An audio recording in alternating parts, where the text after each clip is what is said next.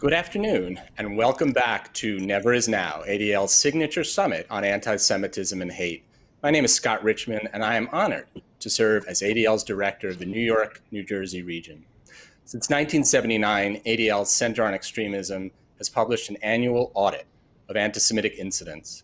In its 40th year, in 2019, that audit said that there were over 2,000 such anti-Semitic incidents in the United States, a 12% increase from the year before, and the highest number ADL has ever published. In particular, violent assaults against Jews went up 56% from the year before, with more than half taking place in my region, especially against Hasidic Jews. That is the bad news. The good news is that each time there's an anti-Semitic act, communities, family members, and survivors move forward to heal, to build bridges of understanding, and to send a message to the world that despite the intentions of their attackers, Jews are still here. Today's panel is not about terror per se. It's about strength, hope, and resilience. And I am very pleased to introduce the four panelists who will bring this to life. First, we have Rifki Feiner, a community activist from Monsey, New York, and the CEO of Feiner Grant Strategies. Second, Dalia Greenfeld, ADL's Assistant Director of European Affairs, based in Berlin. Third, Rabbi Chazan Jeffrey Myers, the Rabbi of the Tree of Life congregation in Pittsburgh. And finally, Rabbi Moshe Shapiro, the founder of the Chabad branch of Hoboken and Jersey City. Three quick announcements before we begin. One, there are always many people to thank for important events such as this. I will just mention one, my deputy, Alex Rosenberg, who did extraordinary work putting this panel together based upon his personal experiences responding to the terror incidents in the past 2 years in Monsey, New York, Halle, Germany, Pittsburgh, Pennsylvania, and Jersey City, New Jersey, as well as many other incidents that he handles on a daily basis. Thank you, Alex. Two, if at any point you have a question, please put it in the chat box to the right of the video. We may take them as we go along, or we may wait until closer to the end, so send them along at any time. And three, as we go through these 2 weeks of high-level and impactful Never Is Now programming, there's an important side conversation going on social media about the content. Please join in the conversation and use the hashtag NeverIsNow. Feel free to tweet at me when you do, and follow me on Twitter. My handle is Scott A, middle initial A, Richmond, Scott A. Richmond. Now to our program. Let's begin by talking a little bit about where each of your communities is today. And I'm going to start with my colleague, Dalia Greenfeld. Dalia, a year ago on Yom Kippur, a terrorist tried to enter the small synagogue in Halle, Germany, which had about 50 worshipers at the time. He was determined to kill Jews. When the door held, he went next door and he killed Muslims. And unfortunately, he succeeded in that. I love the fact that the young Jews of Germany commemorated this incident this year with a festival of resilience. And it was held in a sukkah. Tell me why they chose to do that and what it says about where the Jewish community is today in Germany. So the whole background story of Halle and why also so many young people and actually so many people were in the synagogue on Yom Kippur in Halle was that young Jewish people went to Halle, which is a small city in former East Germany, to live up a Jewish life and really enhance a Jewish life in East Germany. So this same community in Berlin then also said, it's not just victims, it's not negativity only. Obviously, this is a very intense situation for all the victims and the entire community, but we didn't want to leave it there. We didn't want to leave it at a negative point, but wanted to grow from it. Wanted to grow from it as a community, as individuals, and also wanted to take it into a light of coming together, of getting together. And as you may know, a few months after the Halle attack, there was another attack in Germany, in Hanau, so about 6 months later. And that's interesting because both communities of both of these attacks, one anti-Semitic and one more anti-immigrant, anti-Muslim, came together to be allies, to support each other, not only as victims but as members of the community, and to, with this allyship, to support community gathering and getting together. And the idea was the Festival of Resilience, and really the theme was resilience, because not only in the times of COVID and in times of terrorist attacks and bigotry, hate online and offline, it was about coming together as a community with allyship, and was about finding resilience in a terrorist attack, or finding resilience despite maybe a terrorist attack. It's just so interesting because really the story of Jews in Germany all by itself is a story of resilience. So it seems very fitting. Rivki, your experience is a bit different. It hasn't been quite a year since a man entered the home of a rabbi in Monsey during a Hanukkah party intent on killing the Hasidic Jews inside. He succeeded in stabbing 5 people, one of whom died from his wounds. You were a mile away at the time. As you described it to me, the Jewish community in Rockland is still very much, especially those Jews who are visible as such. Maybe describe the situation for the Jewish community in Rockland 1 year later. Yes, well, I would say very similar to how Dalia described.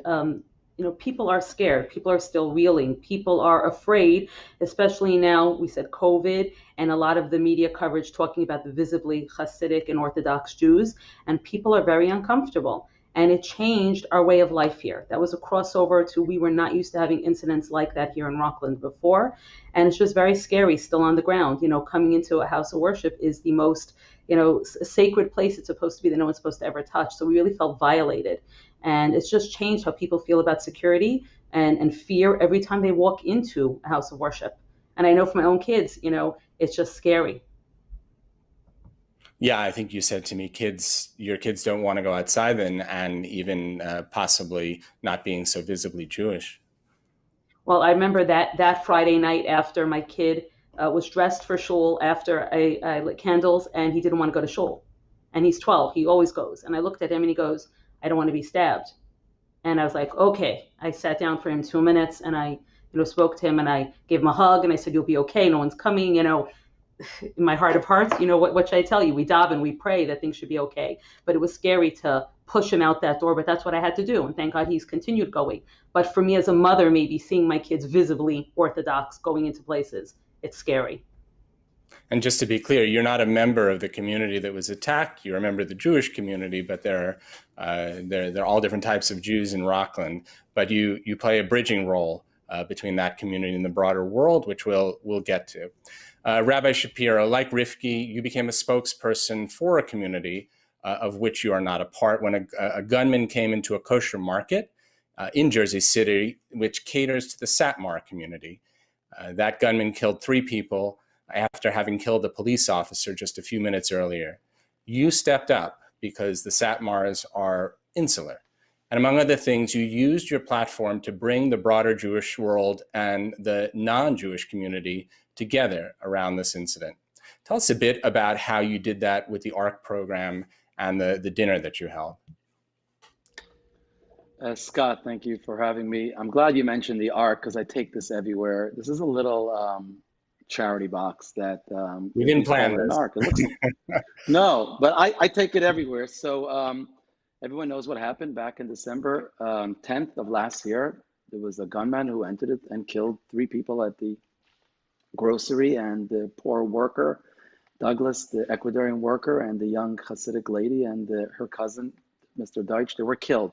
So I'm a local Chabad rabbi, and somehow people were calling me from all over the world for a statement because there's no phone number or spokespeople there at this very small community in Jersey City.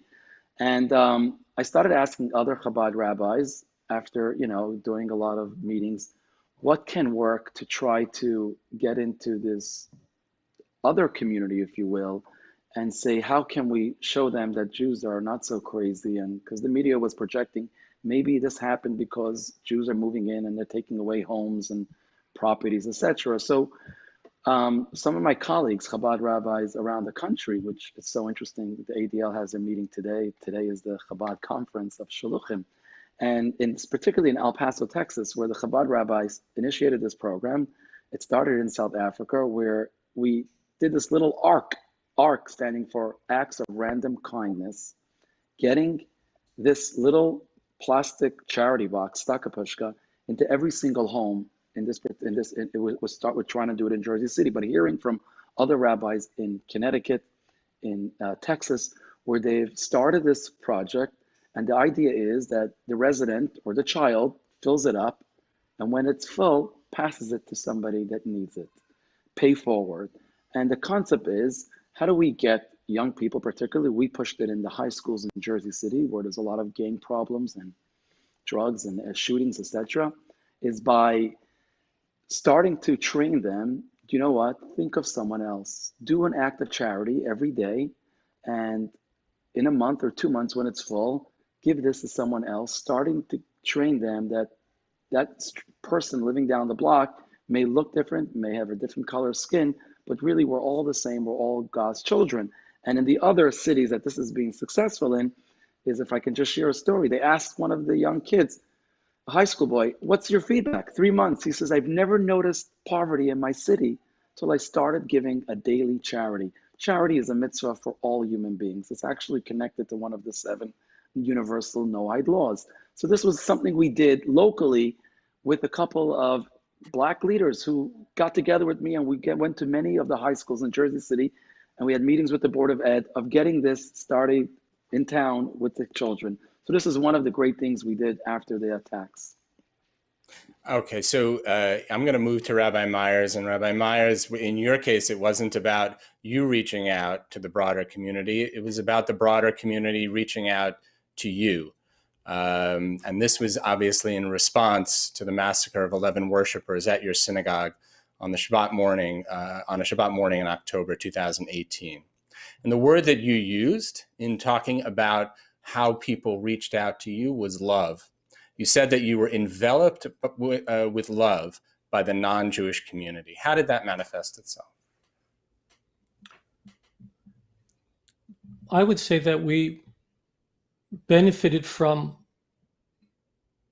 outreach from every corner of the globe, people of all faiths, essentially saying to us that the act of one human being does not reflect the totality of what humanity is about. And that as a people, we abhor this. This does not represent humanity, and that we are here for you to give you this massive global hug.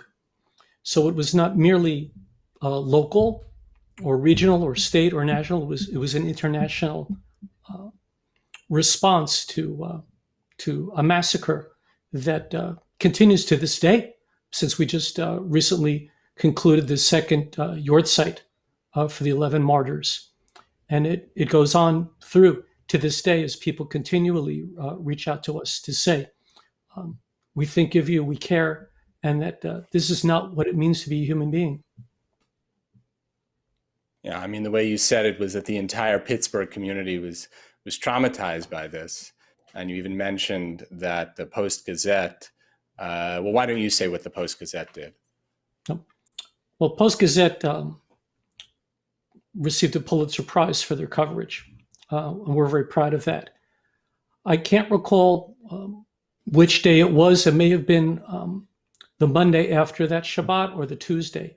The banner headline were the opening 4 words of the Mourner's Kaddish in Aramaic, which is uncommon for a non-Jewish newspaper to take the effort to find the font and to properly place it there. And it was, to me, the most powerful cover of a newspaper that I've ever seen in my life.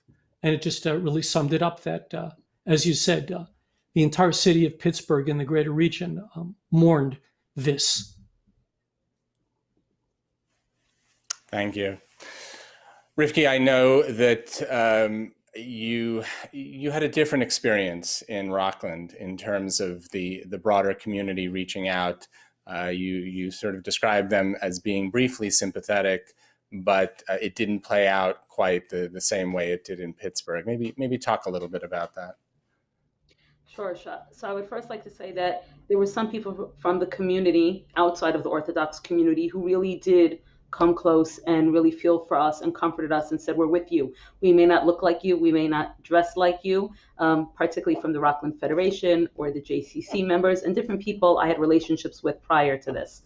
But outside of that, and there was some, it was terrible what happened. So there were some people who, called it out for what it was, but shortly after and far too quick, people were saying it's the Jews' fault. And similar to what Rabbi Shapiro mentioned before about, oh, maybe too many of you came in or took houses or grew too fast. And so you did this to yourselves.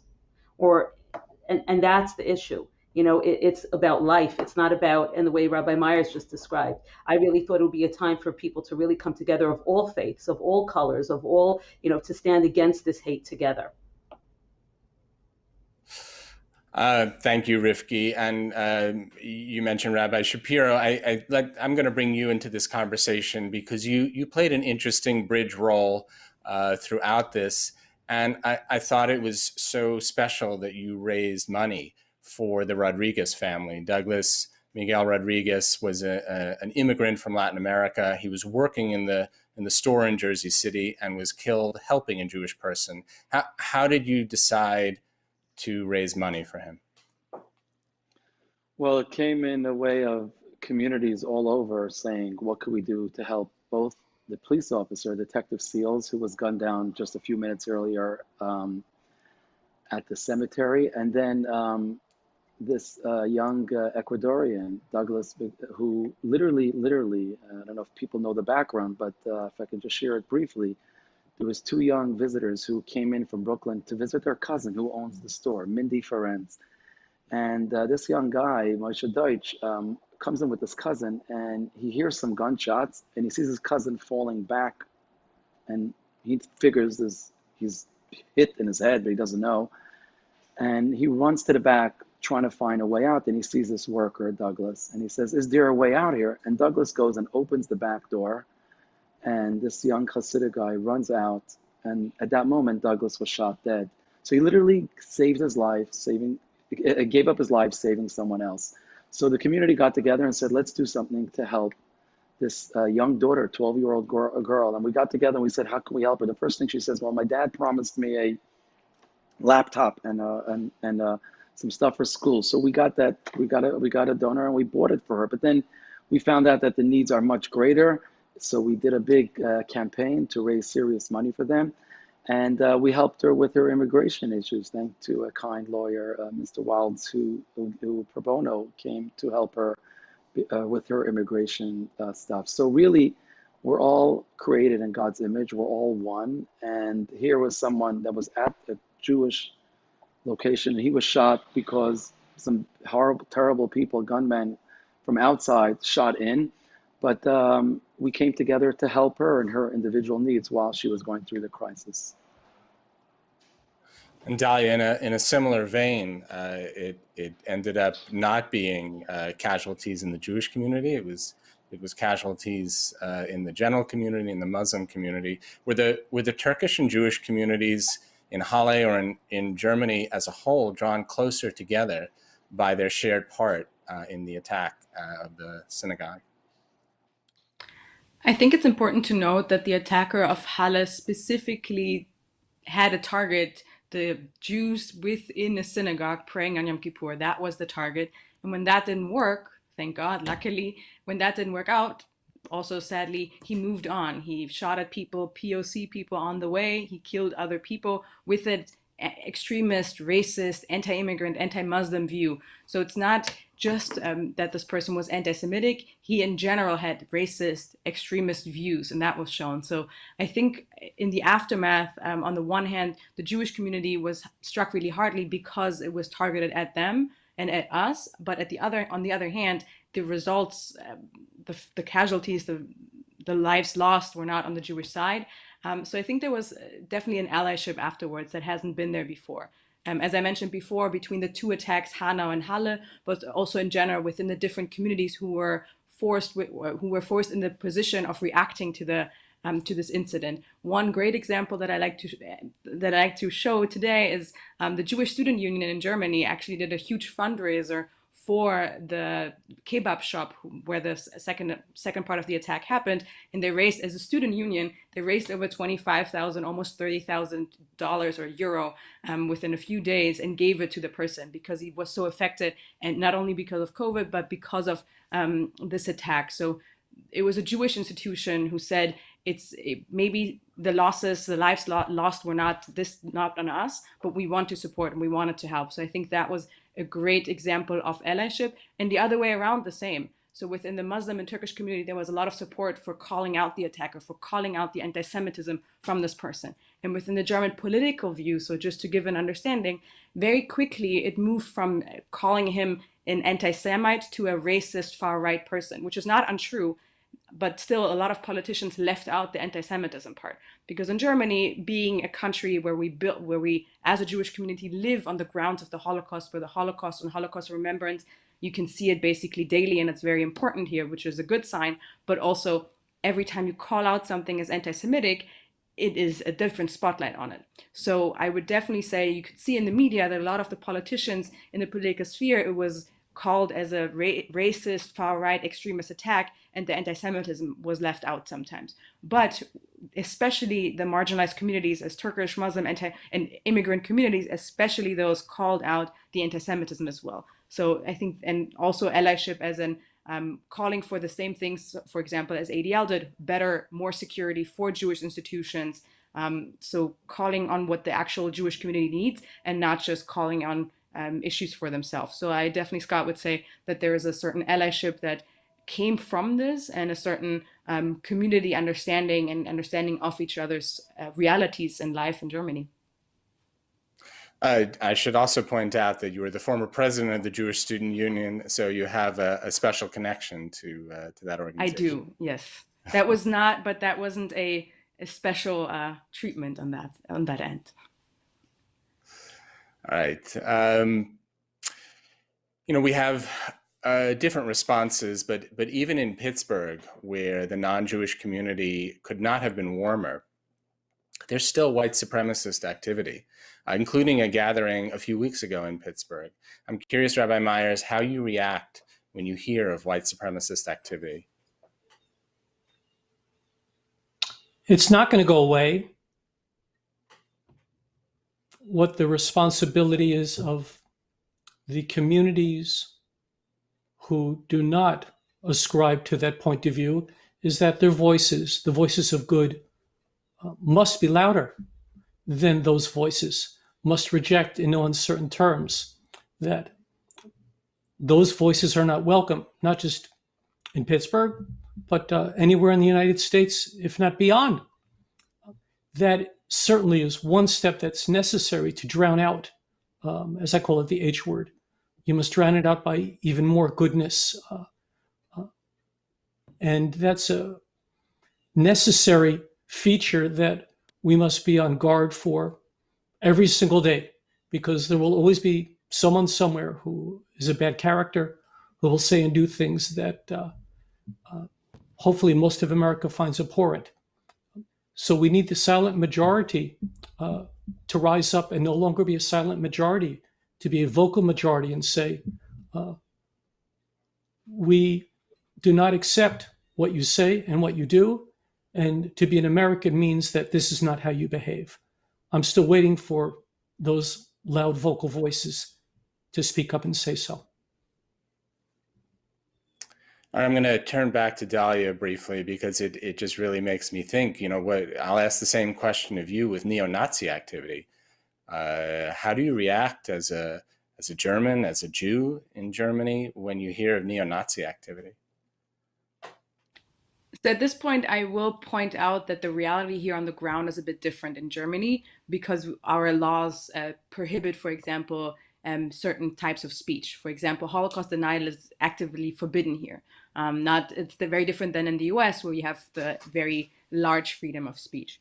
When it comes to violence, obviously, also different laws that apply. When it comes to neo-Nazi, anti-neo-Nazi activism, there's a different alarm that goes off, I think, in the German Jewish community than with other types of extremism. So extremism and anti-Semitism is on the left, on the right, in the middle, in the center. It's everywhere. We know that anti-Semitism doesn't belong to a certain class.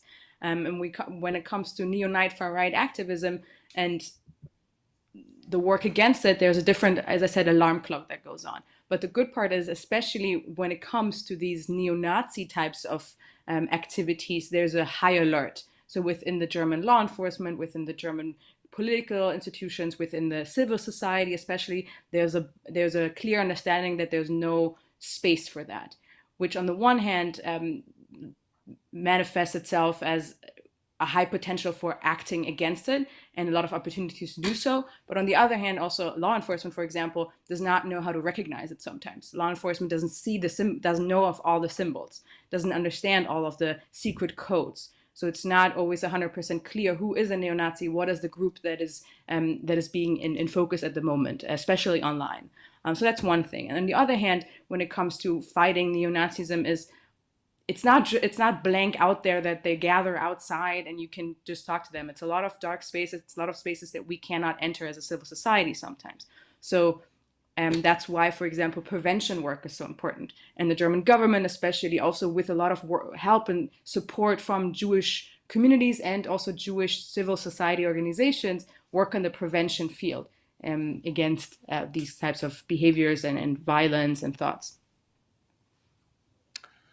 So speaking about dark spaces, Rivki, I know you're active on social media. What is the role that social media plays in both in the act, but really in moving beyond the terrorist incident, or does it play a role?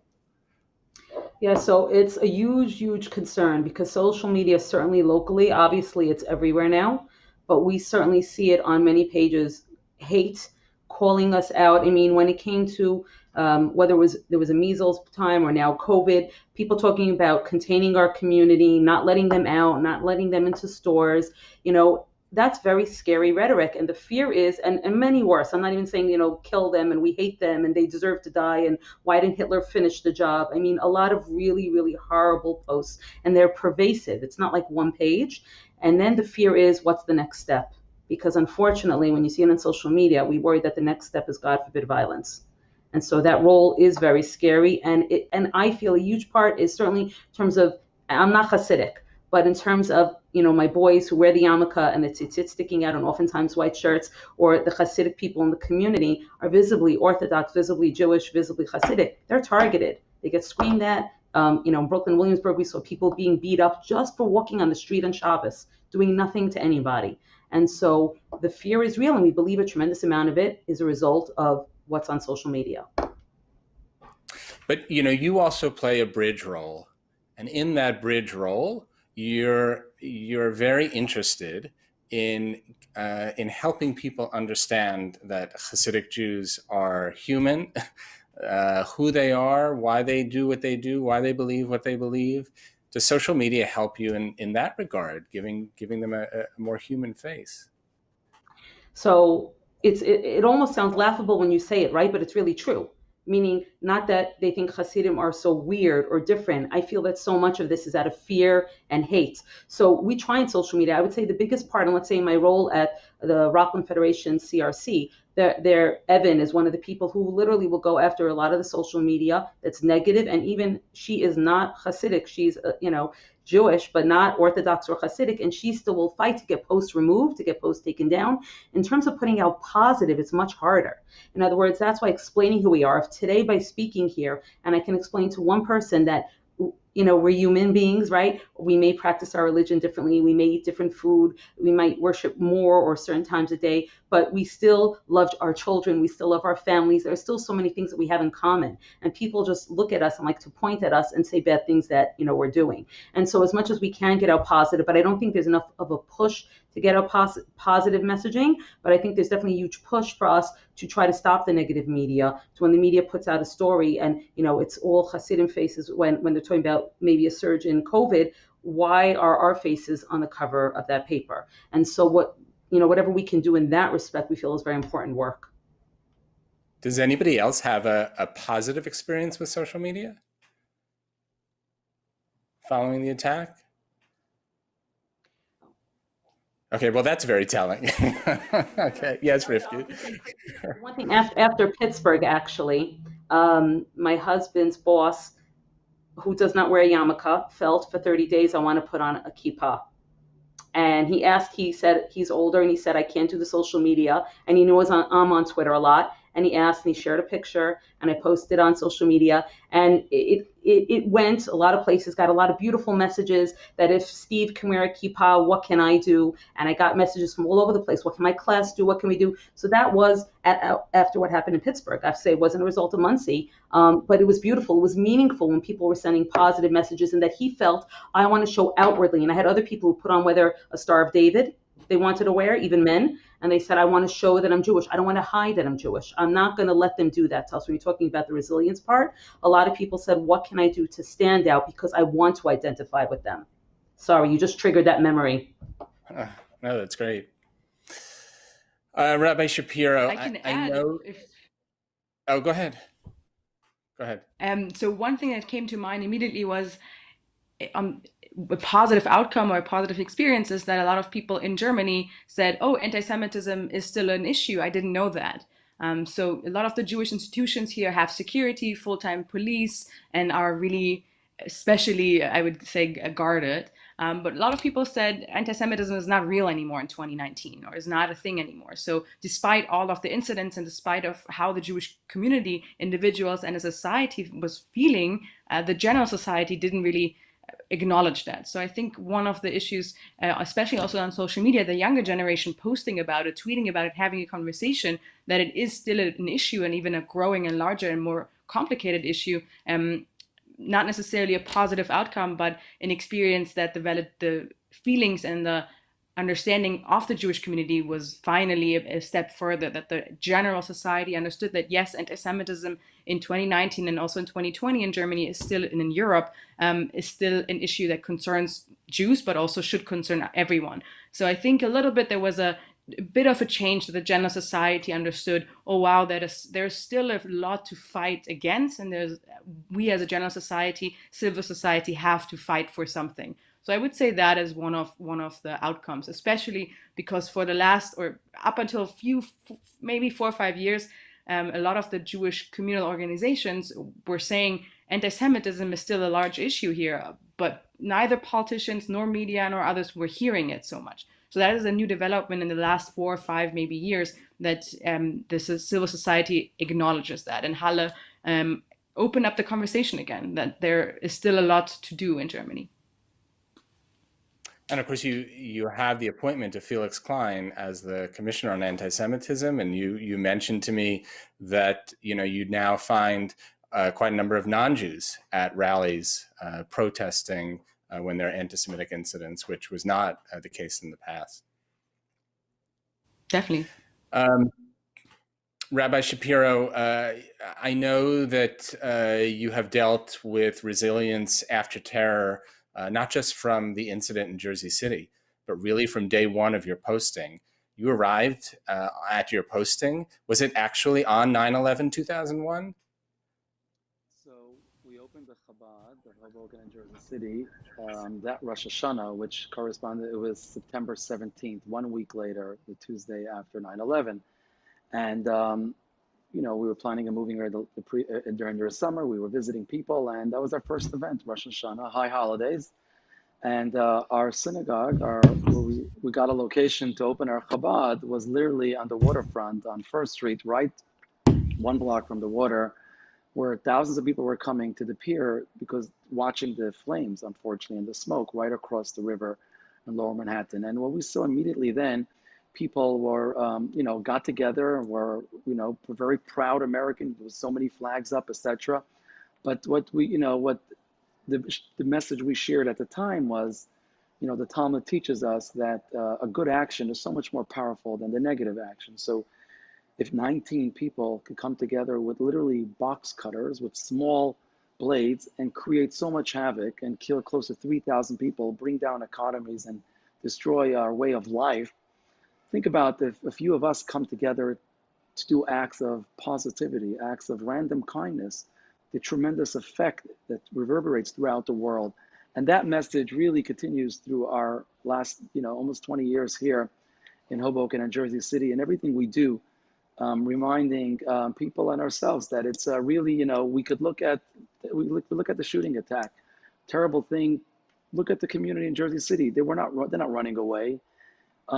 The majority of the community of Jersey City, it's not Jewish people, it's not Hasidic, it's African American. And Dalia mentioned earlier prevention. We did something unique, and that is we got together with a few Black leaders who joined us at the same schools we were dealing with, 3 or 4 big high schools in town. And we said, you know what, let's start going back to the basics. A lot of the violence, a lot of the terrible shootings is they claim because they're different. Well, you know what?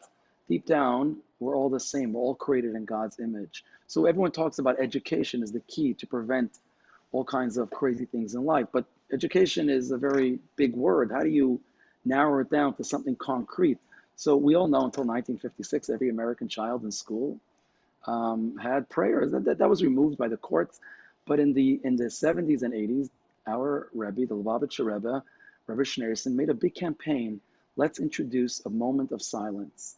And the idea is that not that the teachers tell the students what to be thinking, the parents will tell the children, you know what, today when you have your 60 seconds of quiet moment at 8:30 when the bell rings, think about so-and-so, because people were worried if my child is Jewish and there's a Catholic teacher or a Muslim teacher like this, it's up to the parents. We know American family doesn't have time around the dinner table. American family is, you watch Oprah did a show where all the kids order takeout and they meet at the door and they get their food and they go back to the computer. Could you imagine every American family has to stop by dinner and they talk about how the day was and tomorrow, think about so-and-so. And the idea is that you really give children the idea of thinking, you don't want to use the word God, fine, but there's a higher power, there's purpose, there's reason of what I am doing here in this world.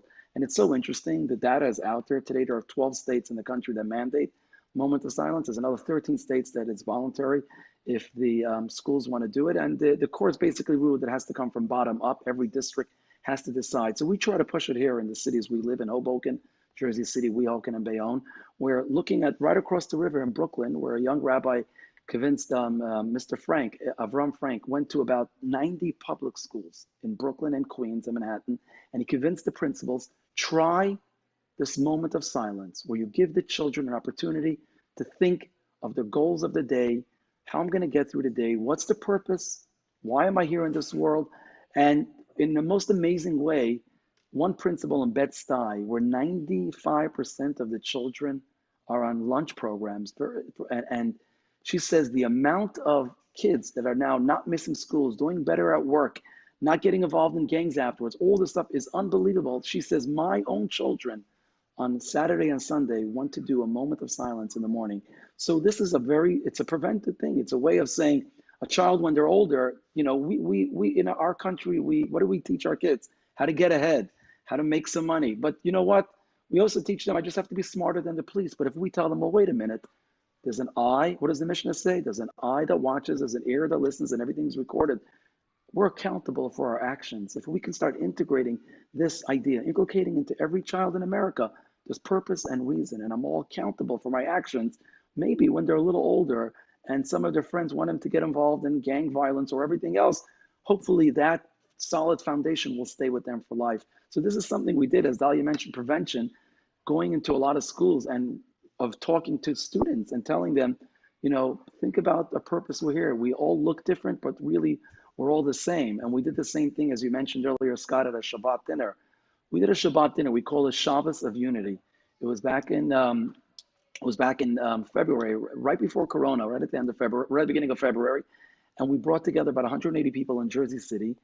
We invited students from Douglass High School, Lincoln High School, the worst parts of Jersey City. They came with the principals, and they were sitting around this huge hall with some Hasidic Jews, some young professionals, some families, all the members of the city council, some elected officials came, and they were like, this is unbelievable. This is Jersey City, not the shooting attack that happened 6 weeks ago where it looked like it was black violence against white people. This is Jersey City, where people can come together and have a Shabbat dinner and talk about that. We may look all different, but deep down, we're all created in God's image.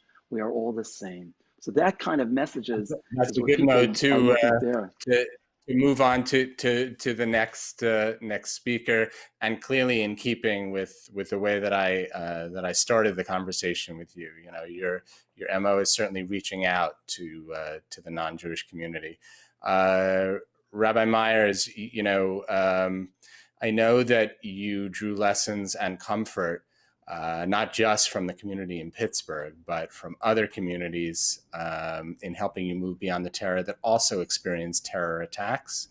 You're in regular contact with the pastor at the AME Church in Charleston, for example. Can you talk a little bit about that? Well, in that case, Pastor Eric Manning reached out to me, and it just blossomed from there into a beautiful friendship where we provide support for each other.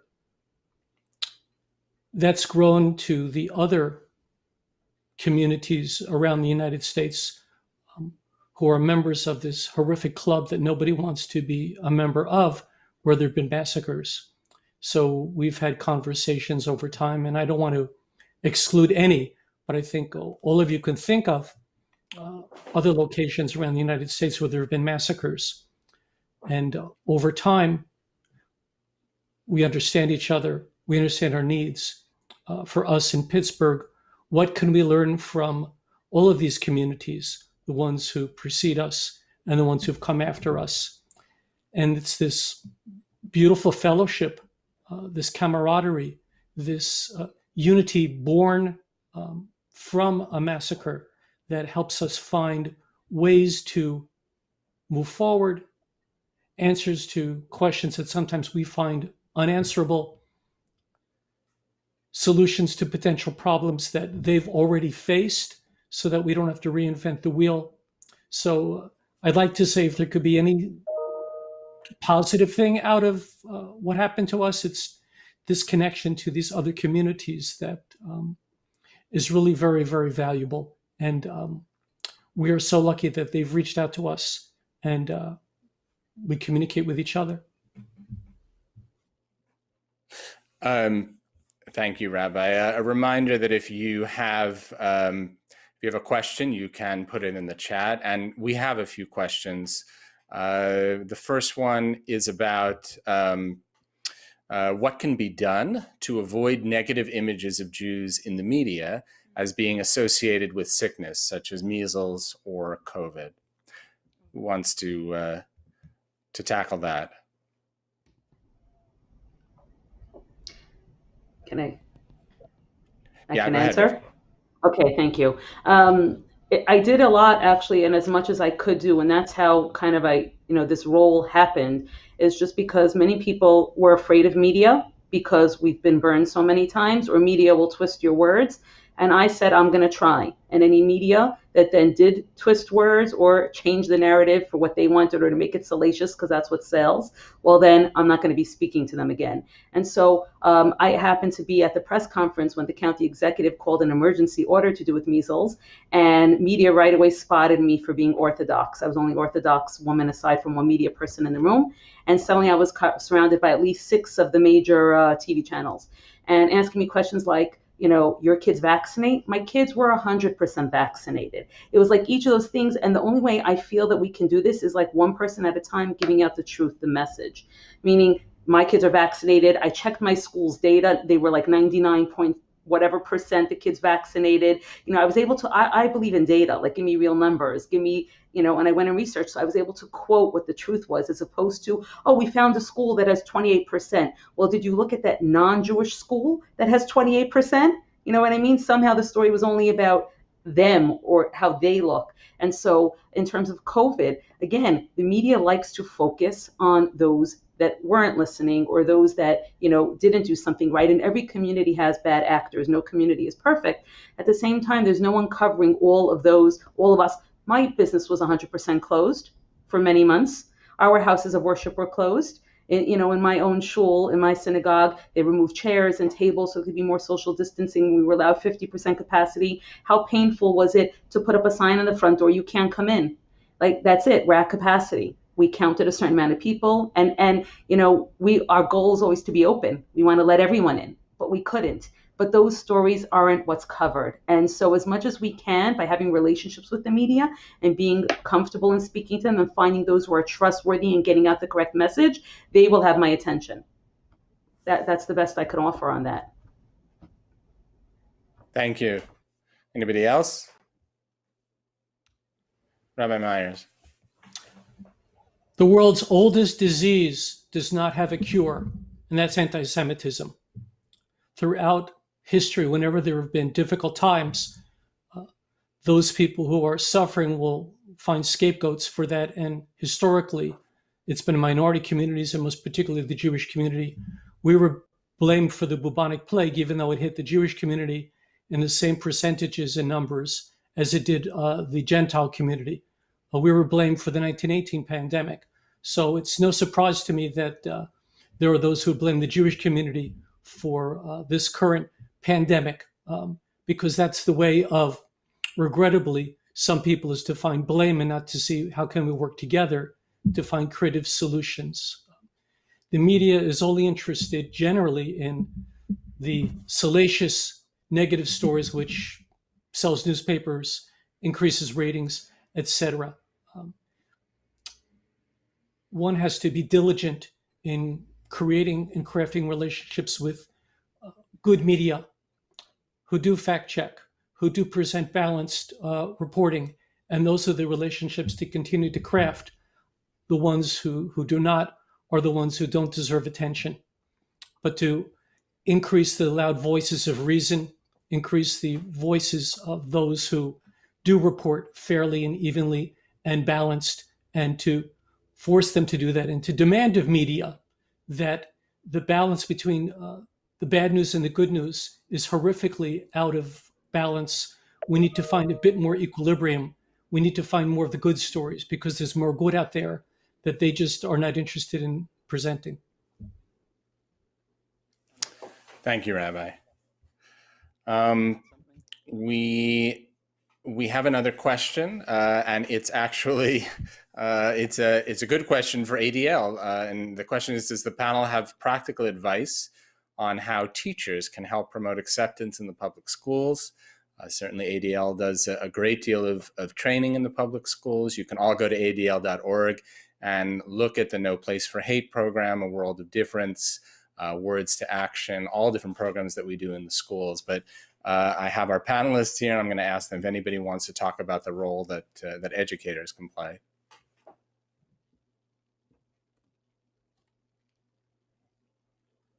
So if Dalia. no one jumps, I'm going to jump. So besides great programs like A World of Difference, which definitely changed my world in a different way and made it into a much more colorful way, and No Place for Hate, such really great programs, because it was previously said education is a large environment, a large topic, but it is also a key to unlock certain ideas and certain behaviors also. But besides these great programs that Scott mentioned, I think on the one hand, being aware of one's own biases. So if a teacher presents that I'm not perfect, I have biases and I made mistakes and I judge people maybe in advance, maybe not in the classroom specifically, but in general in life, I think young students can also realize it is something that is normal. Biases are universal. It is something, stereotypes, biases, it's something that we all have, and it's something we have to manage and deal with. And I think being a leader, and as a teacher, every teacher to me is a leader, as a leader in the classroom and beyond, if you acknowledge yourself and your own biases, that is a step towards the right direction. And then another tip that I would say always helps is getting out of one's bubble. So while the teacher this itself, but also to advise to the students, look at your Instagram, your TikTok, whatever your feed, your Facebook for our generation, where look at your feed. What does your feed look like? Does it look like you? Is it only a box of chatter that you already agree with? And I don't mean you should follow extremists. I mean the other way around. Are you white and do you only follow white people, then you should maybe look out of your box, out of your bubble, to follow also other people, to understand the realities of people who are not like you, people who have experienced different paths of life maybe, or live a different life, look differently. So I think within this is something manageable. This is something doable that every student can do. Every young person is able in their hours on Instagram and TikTok and YouTube to also look at something else, and to by that to kind of have a bigger horizon and to learn and to grow from that. Because I'm a strong, and ADL is a strong believer of everyday life has to do a lot with our mindset and has a lot to do with what we engage and whom we engage with. So tweaking that is a great way, additionally to obviously programs and teaching and learning and reading about it. And Rabbi Shapiro, you wanted to add something? Thank you. I did. I want to share what I shared, that a few of the principles that really, if we can start, if the teachers can start communicating this idea to students, our differences is what makes us special. The fact that we're different in different color skin, different nationality, different religion is what makes this country so great. It makes us as a people, as a nation, as a world. And therefore, it should be celebrated that we're different. And really coming back to what I mentioned earlier, the basics, we're all created in God's image. We're all the same. And, it sounds like basic stuff, but kids need to hear this at a regular basis.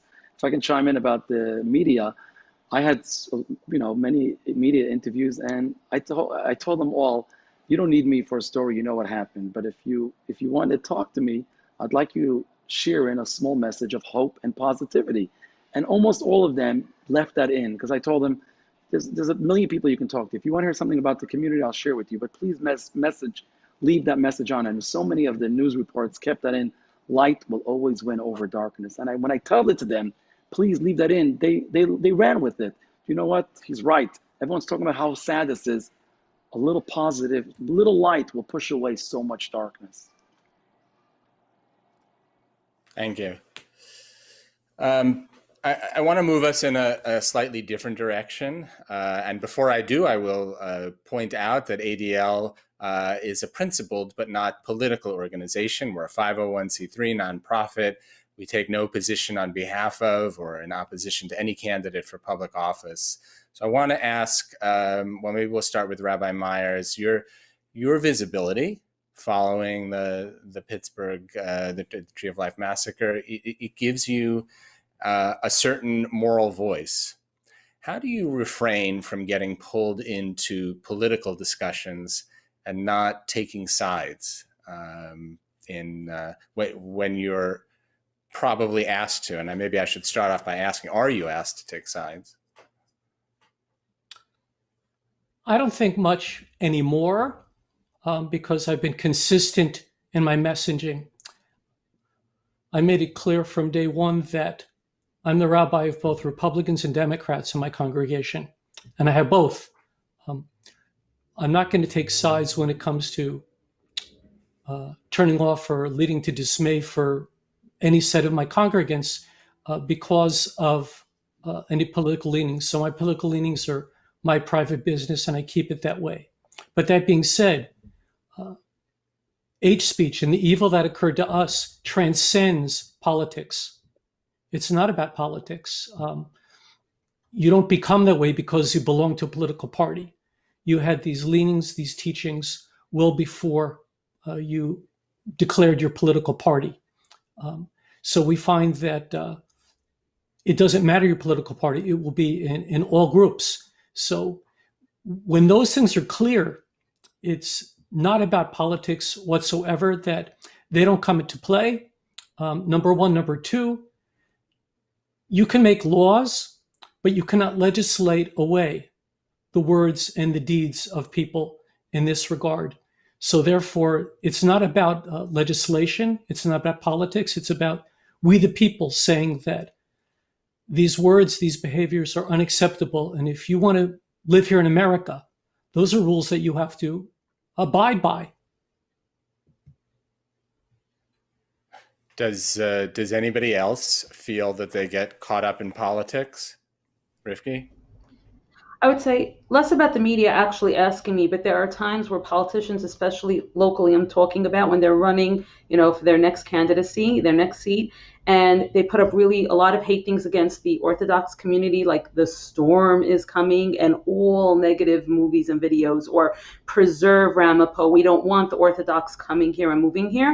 And it's about, I'm happy to out loud, just speak against those actions. It's not, let's say, which political party or anything like that, but that those actions aren't acceptable because that's their way to get their base to come out and vote, and they want to win. And just so, that's not acceptable. I've also introduced my own children to a lot of the politicians. I've taken one of my sons to Albany, and locally, many of the politicians have heard my kids, and even one spoke in front of the legislature. I just wanted them to see what an Orthodox Jewish kid who goes to yeshiva looks like. You hear about us. I don't think they ever met one. You could speak to my kid about Talmud. You could speak to him about sports. You could speak to him about history and geography.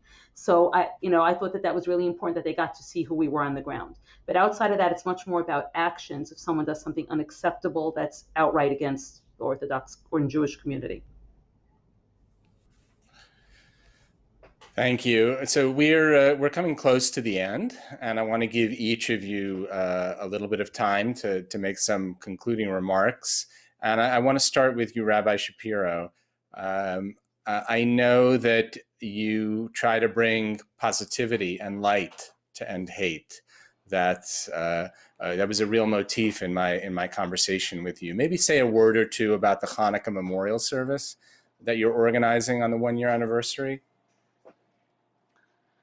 Yes, this year, December 10th, the first year anniversary of the horrible attacks coincides with the first night of Hanukkah. So we're going to do a big event with it's going to be a COVID-safe event outdoors, with many elected officials have agreed to come, from the governor and the attorney general and the senators, and who we're going to, instead of talking about the past, we're going to talk about the message of Hanukkah, light over darkness. As I just mentioned earlier, you can go into a big dark room, but you can't push away the darkness. And you light a small light and it automatically pushes away so much darkness. And that's something everyone, doesn't matter who we are, rabbi, layman, Jew, not Jew, and this is a message that resonates with these few civic leaders who got together with us. And a young black man who has a TV show comes with Chabad rabbi to these schools, and he says, you know what, the rabbi is right. Let's start teaching the kids this basic principle of doing a little kindness. It can resonate with everyone. And that's what we're going to do on Hanukkah that night at a big event in Jersey City at the City Hall outdoors. We're really highlighting, we're going to have the members of the family, unfortunately, Moshe Ferenc, whose wife was killed, and the Amy Douglas, the daughter and the wife of the young Ecuadorian. The families are going to be there, and they're just going to say thank you, but it'll be an opportunity for the broader community to come together and celebrate the first night of Hanukkah. It's cold, it's winter, it's outdoors, but light a little bit light, and it'll push away so much darkness. Thank you, Rabbi Shapiro. And Rabbi Myers, when you and I spoke, you used a very important phrase. You said the phrase, "we the people." And that was in reference to how you would end hate. Maybe say a few words about how we the people can end hate. Well, I live in Mr. Rogers' neighborhood. His house is about 6 blocks away from mine. We don't know our neighbors. When we don't know people, it leads to misunderstanding, mistrust, fear, loathing, eventually the H word. Eventually, the transition is complete and you've gone totally to the dark side. There has to be a concerted effort on all levels of society to get to know our neighbors. When we get to know our neighbors, we see that we have so much more in common with our neighbors than we have that's uncommon with our neighbors. Those commonalities are what unite us for common purpose, for the common good of all citizens. So we must find ways to create concerted efforts to get to know our neighbors. When we do that, that's how we eliminate the H word. Thank you, Rabbi. And Rifki, the Jewish people have been the victims of so much persecution over millennia. Tell us a few words about how you relate to that, how you feel the Jewish people have overcome that and moved on. It's not just about terror attacks that have happened within the past 2 years. So, firstly, thank you for including me in this panel. All the panelists were amazing, and I appreciate hearing each one of their stories. I have to say, like Rabbi Meyer said, I think, anti-Semitism isn't going to go away, and we have been scapegoated forever. However, we have to do our best in each of our communities with, the relationships that we hear about. I love the arc. I love, showing that I love the concept. And we each have to just do what we can better. Part of it for me, is speaking to the community and showing who we are and breaking stereotypes and having people learn. Again, Rabbi Myers just explained about knowing your neighbors. It's not so scary, getting to know them. And just to know that within the visibly Orthodox and Hasidic communities, there were so many good initiatives and are and continue to be, from COVID plasma initiatives to bringing food to first responders and just the things that you're not going to see in the media. So I appreciate all of your efforts. I hope we don't have any, we can just celebrate resilience and positivity going forward and, God willing, no more attacks. But really, thank you for this. Thank you. And finally, Dalia, you are the youngest person on the panel and therefore really represent the future. How do you move on with strength, hope, and resilience after a history of so much persecution, especially in Germany? Scott, that's such a big hat to take, the future. I would say the entire idea of resilience and also this panel from darkness to light is that there's two ways of going about it. On the one hand, it's really factual to the needs. There is needs of Jewish communities and marginalized communities in general. For example, in Germany, with security issues, that Jewish communities need better know-how in terms of security, or law enforcement needs training on how to enforce the hate online, how to enforce the actual laws. There's really factual things that need to come into place where ADL and governments, Jewish communities have to work together to get to a point where Jews and others are safe and feel safe and can live their lives. On the other hand, it's maybe a bit more emotional and a bit more of the future generation and how we look at each other and how we look at ourselves. So on the one hand, the allyships, the empathy that we grew from these dark moments, from these attacks and from these places of hate, the allyships we can grow, the empathy for each other,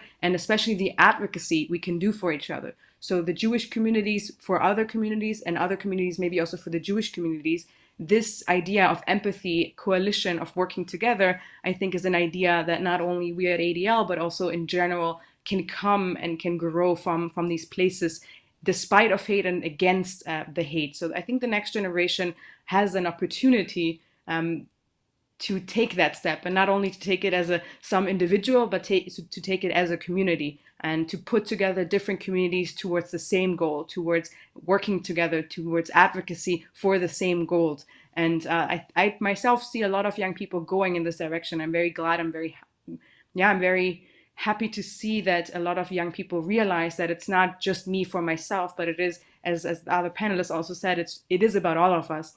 We the people, we the general society. It's not just fighting for oneself, but for everyone. A great note to end on. With that, I will thank our four outstanding panelists, Rivki Feiner from Muncie, ADL's Dalia Grinfeld from Berlin, Rabbi Chazan, Jeffrey Myers from Pittsburgh, and Rabbi Moshe Shapiro from Hoboken and Jersey City. A reminder that this program was recorded, and a link will soon be made available at the Never Is Now website found at adl.org.